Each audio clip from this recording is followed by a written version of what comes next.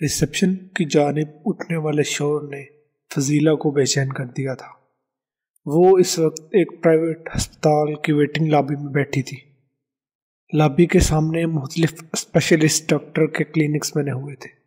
فضیلہ سے پہلے اتنے نمبرز تھے کہ اسے اپنے مطلوبہ ڈاکٹر کے کلینک میں داخل ہونے کے لیے آدھے گھنٹے تک یوں ہی محو انتظار رہنا تھا۔ وہ اپنی سیٹ سے اٹھی اور ریسپشن کی طرف بڑھ گئی تاکہ جان سکے وہاں کون سا ہنگامہ مچا ہوا ہے۔ ڈاکٹرز کے کلینکس اور ریسپشنز کے بیچ زیادہ فاصلہ نہیں تھا۔ وہ 1 منٹ سے بھی پہلے وہاں پہنچ گئی۔ ایک مرد اور ایک عورت ریسپشنسٹ کی خوشامد کر رہے تھے۔ وہ غالباً نہیں بلکہ یقیناً میاں بیوی تھے۔ مرد نے لجاجت آمیز لہجے میں کہا، جناب آپ میری مجبوری کو سمجھنے کی کوشش کریں۔ میں اتنی بڑی رقم ادا نہیں کر سکتا اور وہ بھی ایڈوانس میں۔ مسٹر شکیل آپ بھی ہماری مجبوری اور اس اسپتال کے اصولوں کو سمجھنے کی کوشش کریں۔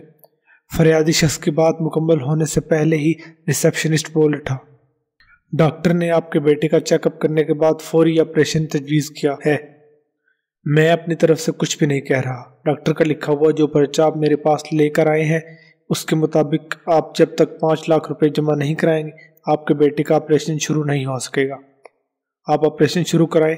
بچے کی ماں گلوگیر آواز میں بولی، ہم پیسوں کا بندوبست کرنے کی کوشش کرتے ہیں۔ آئی ایم سوری، ریسپشنسٹ نے 2 ٹوک انداز میں کہا، یہ میرے اختیارات میں نہیں ہے۔ میں تو اس اسپتال کا ایک معمولی سا ملازم ہوں۔ آپ جا کر ڈاکٹر سے بات کریں، ہو سکتا ہے کوئی راستہ نکل آئے۔ ہم ڈاکٹر کی محنت سماجت کر چکے ہیں۔ بچے کے باپ نے ٹوٹے ہوئے لہجے میں کہا، اس نے بھی آپ کے جیسا بیان دے کر جان چھڑا لی ہے۔ میں اس اسپتال کا ملازم ہوں، زیادہ سے زیادہ اپنی فیس چھوڑ سکتا ہوں۔ کام شروع کرنے کے لیے آپ کو 5 لاکھ تو جمع کرانا ہی پڑیں گے، باقی حساب بعد میں ہوگا۔ سارا خرچہ 10 لاکھ تک چلا جائے گا۔ آپ کے بچے کو ہوا کیا ہے؟ فضیلہ نے آگے بڑھ کر مصیبت زدہ عورت سے استفسار کیا۔ پتنگ پکڑنے کے لیے چھت پر گیا تھا، بچے کی ماں نے روحانسی آواز میں جواب دیا۔ پتنگ پانی والی ٹنکی کے اوپر ایک پائپ میں پھنسی ہوئی تھی۔ بس عدیل کا وقت خراب تھا۔ وہ اس ٹنکی تک پہنچنے کے لیے پائپ کو پکڑ کر اوپر چڑھنے لگا۔ وہ اپنے توازن کو برقرار نہ رکھ سکا اور چھت سے نیچے آ گرا۔ عدیل صرف 10 سال کا ہے جی، شکیل نے فضیلہ کو بتایا۔ دونوں ٹانگوں اور دونوں بازوؤں کی ہڈیاں ٹوٹ چکی ہیں اور سر بھی پھٹ گیا ہے۔ ہم اسے بے ہوشی کی حالت میں یہاں اٹھا لائے ہیں۔ ہمیں پتہ نہیں تھا کہ یہ اسپتال صرف پیسے کمانے کے لیے بنایا گیا ہے۔ ان کے نزدیک انسان کی زندگی کی کوئی قیمت، کوئی حیثیت نہیں ہے۔ فضیلہ زخمی بچے کے والدین اور اس پرائیویٹ اسپتال کی مجبوری سمجھ سکتی تھی۔ دونوں ہی اپنی جگہ درست تھے، البتہ کوئی زیادہ اور کوئی کم درست ہو سکتا تھا۔ یہ پیپرز مجھے دیں۔ فضیلہ نے شکیل کے ہاتھ سے وہ کاغذات لیے جن پر ڈاکٹر نے بے ہوش بچے کا معائنہ کرنے کے بعد اپنی رائے اور اس مسئلے کا حل تحریر کیا تھا۔ پھر اس نے ریسپشنسٹ سے دریافت کیا، ایڈمن کس طرف ہے؟ اسے ہسپتال کے ایڈمنسٹریٹر کے آفس کی لوکیشن بتا دی گئی۔ شکیل ایک مل مزدور تھا۔ وہ کورنگی انڈسٹریل ایریا میں واقع ایک مسالہ بنانے والی فیکٹری میں کام کرتا تھا۔ تنخواہ 22,000 تھی۔ اوور ٹائم وغیرہ ملا کر وہ 30,000 تک کما لیتا تھا۔ مکان 12,000 روپے کرائے کا تھا۔ یوٹیلیٹی بلز ملا کر 15 سے 17,000 روپے میں پڑ جاتا تھا۔ فرہ خالصتاً ہاؤس وائف تھی اور کوئی آمدنی کا ذریعہ بھی نہیں تھا۔ وہ لوگ اپنے اکلوتے 10 سالہ بیٹے عدیل کے ساتھ تنگی و ترشی میں جیسے تیسے زندگی گزار رہے تھے کہ اچانک ٹوٹ پڑنے والی اس افتاد نے انہیں اپنے جیون کے انتہائی مشکل مقام پر لا کھڑا کیا تھا۔ آج کل قرض ادھار بھی انہی لوگوں کو ملتا ہے جن کے پاس لوٹانے کا بھی ٹھوس اور قابل بھروسہ ذریعہ موجود ہو، اور یہاں ایسی کوئی امید نہیں تھی۔ 5 لاکھ تو دور کی بات، شاید ہی 5,000 بھی انہیں کہیں سے مل پاتے۔ میرے پاس کوئی ایسا طلائی زیور بھی نہیں ہے جسے بیچ کر ہم اپنی ضروریات پوری کر سکتے، فرہ نے انتہائی دکھ سے کہا۔ شکیل برائی ہوئی آواز میں بولا، میں اپنی نگاہ میں ہمیشہ شرمندہ رہتا ہوں کہ میں نے تمہیں کبھی گولڈ کی کوئی رنگ بھی نہیں دلائی۔ 3 وقت کا کھانا پورا کرنا ہی دشوار ہے، بچت کہاں سے ہوگی اور زیورات کہاں سے بنیں گے؟ لمحاتی توقف کے بعد اس نے ایک گائل سانس خارج کی اور پھر تشویش برے لہجے میں اضافہ کیا، مجھ سے ایک غلطی ہو گئی ہے۔ کیسی غلطی شکیل؟ فرہ نے اضطراری انداز میں پوچھا۔ ہمیں عدیل کو کسی سرکاری اسپتال لے کر جانا چاہیے تھا، شکیل نے کہا، وہاں علاج فری ہوتا ہے۔ فری کے چکر میں عدیل کو موت کے منہ میں دھکیل دیتے، فرہ نے عجیب لہجے میں کہا۔ تم نے بچے کی حالت دیکھی ہے نا؟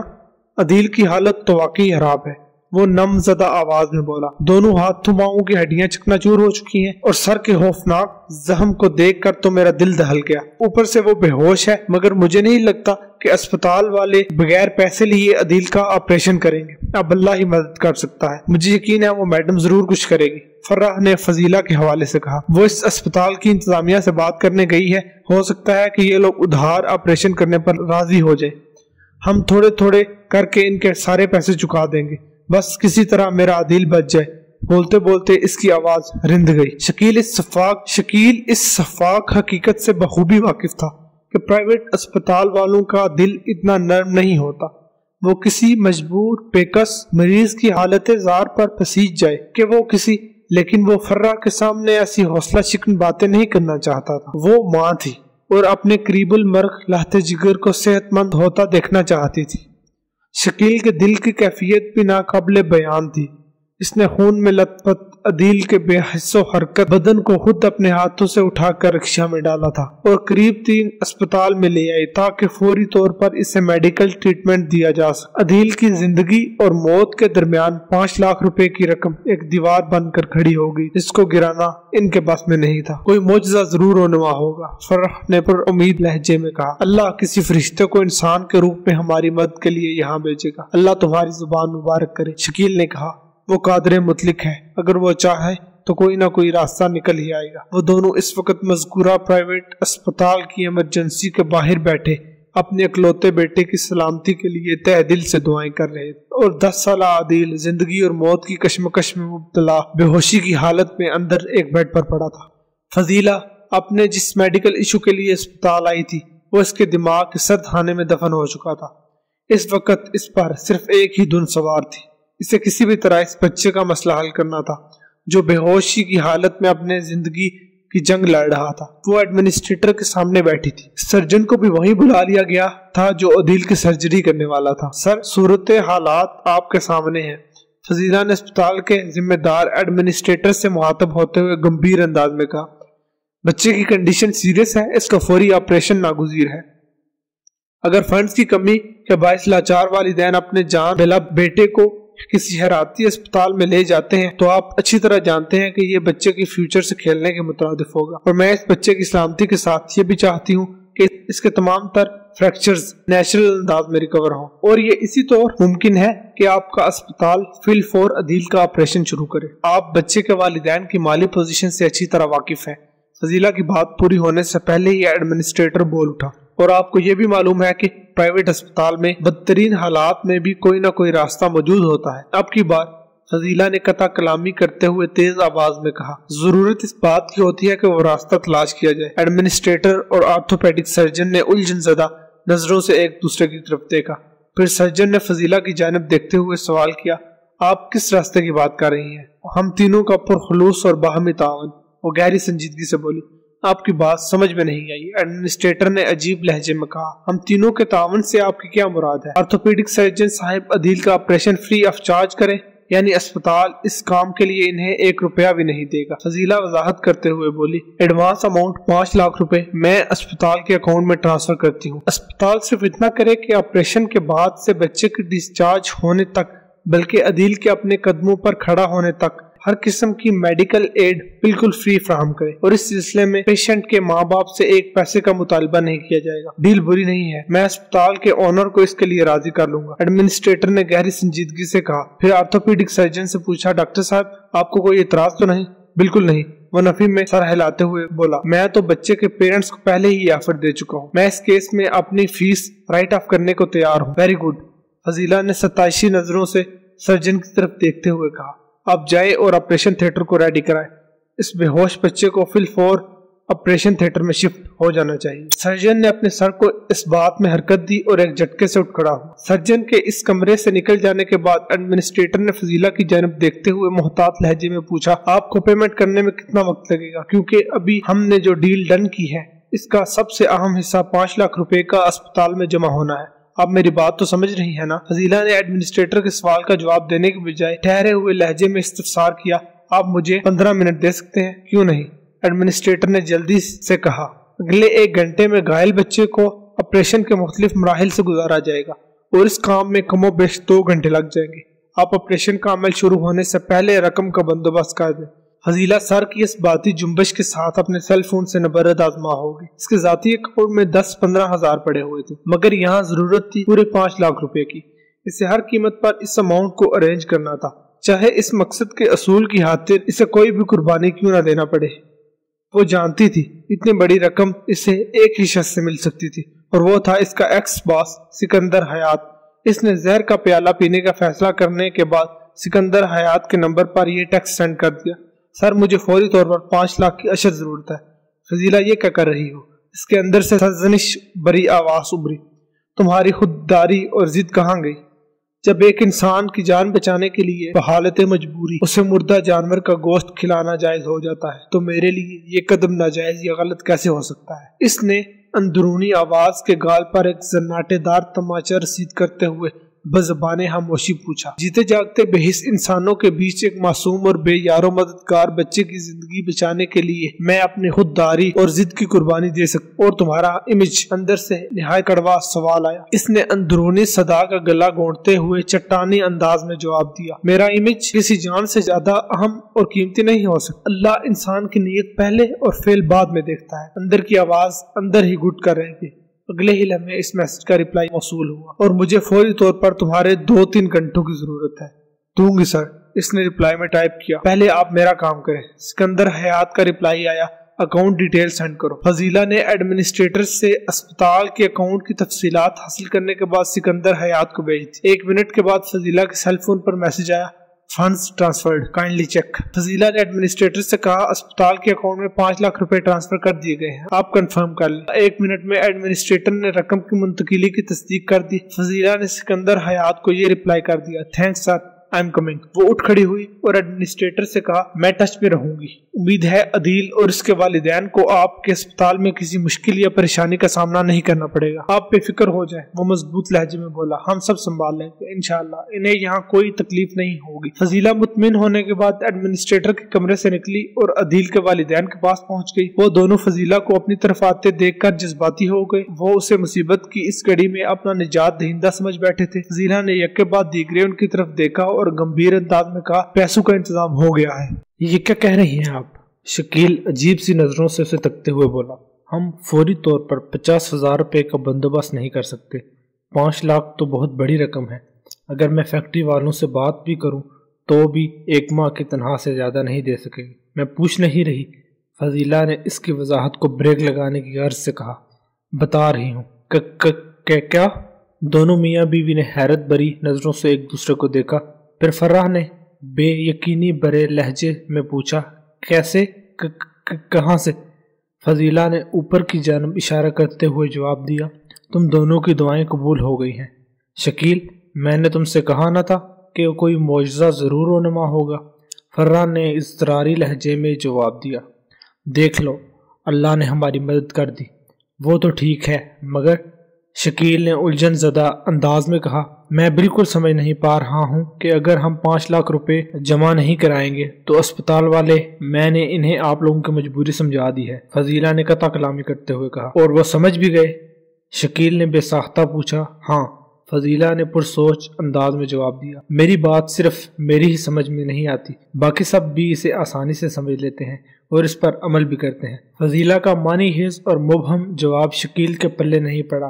وہ استعجابیہ نظروں سے اسے دیکھنے لگا۔ فرح نے فضیلہ سے پوچھا: آپ کا مطلب ہے ہم 5 لاکھ روپے نہیں جمع کرائیں تو اسپتال والے عدیل کا علاج شروع کر دیں گے؟ آپ کے بچے کا آپریشن شروع ہونے والا ہے، فضیلہ نے ٹھوس انداز میں بتایا۔ اسپتال والے آپ لوگوں سے 1 روپے کا بھی تقاضا نہیں کریں گے۔ عدیل جب تک اپنے پاؤں پر کھڑا نہیں ہو جاتا اسے ہر قسم کا ٹریٹمنٹ بالکل فری ملے گا۔ آپ فرشتہ ہیں۔ فرح جذبات سے معمور لہجے میں بولی: اللہ نے انسانی روپ میں آپ کو ہماری مدد کے لیے یہاں بھیجا ہے، ہم آپ کا یہ احسان زندگی بھر یاد رکھیں گے۔ کم از کم آپ ہمیں اپنا نام تو بتا دیں۔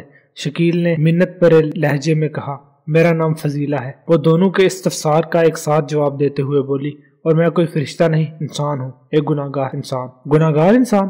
وہ بیک زبان ہو کر عجیب سے لہجے میں پکار اٹھے: یہ نہیں ہو سکتا، ایسا ہی ہونے جا رہا ہے۔ وہ ایک لفظ پر زور دیتے ہوئے خوفناک انداز میں بولی: میرا اللہ مجھے معاف کرے اور میری قربانی کو قبول فرمائے۔ یہ بات مکمل کرنے کے بعد وہ ایک لمحہ بھی وہاں نہیں رکی۔ شکیل اور فرح ایسے عقیدت بری نظروں سے اسے جاتے ہوئے دیکھنے لگے جیسے فضیلہ ایک گوشت پوشت کے جیتے جاگتے انسان سے اچانک روشنی کے وجود میں ڈل کر پلک چپکنے میں فضا میں تحلیل ہو جائے گی۔ ایک معصوم بچے کی جان بچانے کی خاطر فضیلہ ہر حد سے گزرنے کو تیار ہوگی۔ خودداری، انا، ضد اور اصول، کوئی بھی جذبہ اس کے راستے کی رکاوٹ نہیں بن پایا۔ لیکن اس کے وہم و گمان میں بھی نہیں تھا کہ سکندر حیات کے آفس پہنچ کر کسی غیر متوقع صورتحال سے اس کا سامنا ہوگا۔ میں سکندر شاہ سے ملنے آئی ہوں، اس نے سکندر کی کرسچن سیکرٹری ریٹا کو بتایا، مگر باس تو اس وقت اپنے آفس میں موجود نہیں ہے۔ ریٹا نے سرسری لہجے میں جواب دیا۔ ایسا کیسے ہو سکتا ہے؟ فضیلہ حیرت بھرے لہجے میں بولی، ابھی تھوڑی دیر پہلے ہی تو میری ان سے بات ہوئی ہے اور میں انہی کے بلانے پر یہاں آئی ہوں۔ ہاں میں جانتی ہوں، ریٹا ٹٹولتی ہوئی نظروں سے اسے دیکھتے ہوئے بولی، انہوں نے آپ کا ذکر کیا تھا۔ ریٹا کے آخری الفاظ نے فضیلہ کو چونکا دیا۔ بے ساختہ اس کے منہ سے نکلا، میرا ذکر؟ کس حوالے سے؟ بس یہی کہا تھا کہ آپ آئیں گی، ریٹا نے معتدل انداز میں بتایا۔ اوہ، فضیلہ ایک اطمینان بری سانس خارج کرتے ہوئے بولی، پھر پوچھا وہ اچانک کہاں چلے گئے ہیں؟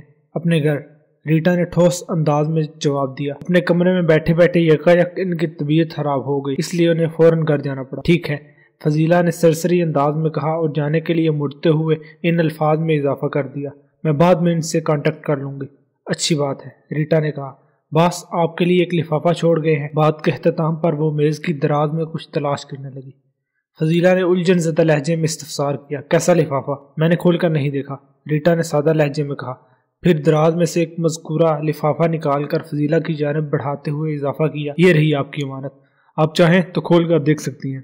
فضیلہ نے اس لفافے کو اپنے ہاتھوں میں الٹ پلٹ کر دیکھا۔ لفافے کی دونوں سائڈز بالکل صاف تھی، یعنی کسی کا نام تک بھی تحریر نہیں تھا۔ ٹھیک ہے، اس نے لفافے کو پرس میں رکھا اور ریٹا سے کہا، میں گھر جا کے دیکھ لوں گی۔ جواب میں ریٹا نے بے پرواہی سے کندھے اچکا دیے۔ گھر کی جانب سفر کرنے کے دوران کئی بار اس کے جی میں آیا کہ وہ اپنے ایکس باس کے دیے ہوئے لفافے کو کھول کر پڑھے، لیکن کسی نامعلوم جذبے نے اسے ایسا کرنے سے روک دیا۔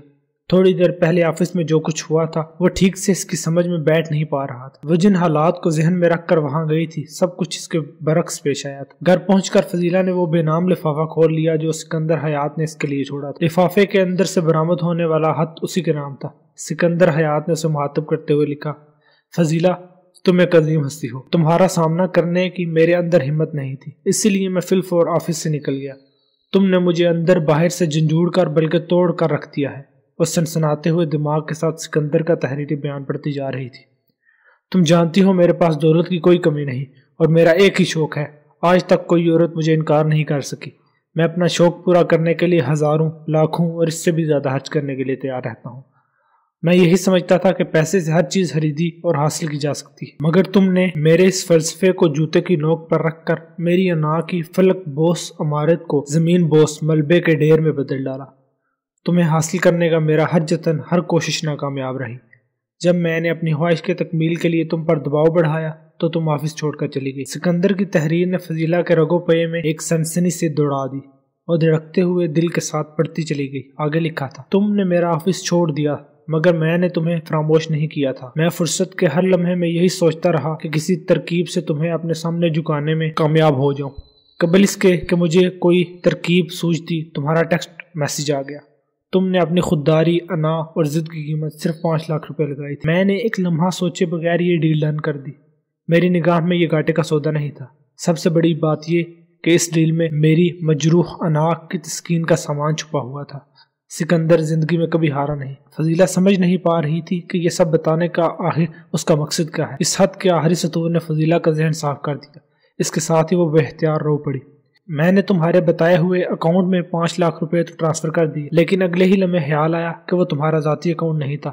سکندر نے لکھا، تم نے مجھے جس پرائیویٹ اسپتال کے اکاؤنٹ میں رقم منتقل کرنے کو کہا تھا اس کے مالک سے میری اچھی خاصی دعا سلام ہے۔ پہلے تو میں یہی سمجھا کہ تم یا تمہارا کوئی عزیز اس اسپتال میں زیر علاج ہے۔ حقیقت کی تہ تک رسائی کرنے کے لیے میں نے فوراً اپنے دوست کو فون کیا۔ میرے دوست نے اپنے اسپتال کے ایڈمنسٹریٹر سے معلومات حاصل کرنے کے بعد مجھے جو بتایا، اسے سن کر میں اپنے اندر مر گیا۔ تم نے جس مقصد کے تحت اپنے امیج، اپنی ذات اور اپنے اصولوں کو بیچ ڈالنے کا فیصلہ کیا تھا وہ میرے جیسے عیاش طبع انسان کے منہ پر ایک جوتا تھا۔ بس میں نے تمہارے لیے خط لکھا اور طبیعت کی خرابی کا بہانہ کر کے گھر چلا گیا۔ فضیلہ، تم فضیلت تاب ہو، میں کبھی تم سے نگاہ نہیں ملا سکوں گا، اگر ہو سکے تو مجھے معاف کر دینا۔ خط کے اختتام پر فضیلہ کی عجب حالت تھی۔ اس کی آنکھیں تو پہلے ہی رواں ہو چکی تھی، اب وہ باقاعدہ ہچکیاں لے کر رونے لگی۔ اس کے ہونٹوں پر چند جملوں کی بھیگی ہوئی تکرار جاری تھی۔ اے میرے پروردگار، تیری مصلحتوں، تیری آزمائشوں کو کوئی نہیں سمجھ سکتا۔ میرا دل مطمئن ہے، تو نے میری قربانی قبول کر لی، مجھے سرخرو کر دیا۔ سکندر کی سوچ میں آنے والے یو ٹرن نے میری عزت کو ہمیشہ کے لیے محفوظ کر دیا ہے۔ بے شک تو اپنے بندوں کی نیت سے بخوبی واقف ہے۔ بے شک